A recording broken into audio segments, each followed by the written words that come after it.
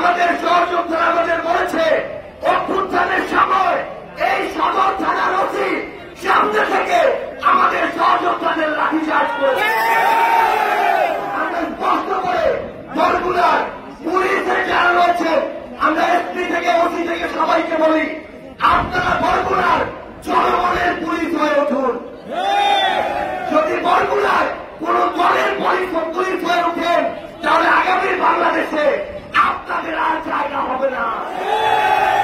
24-এ পার পেয়ে গিয়েছেন, পরের বার জান দিয়েও পালাতে পারবেন না।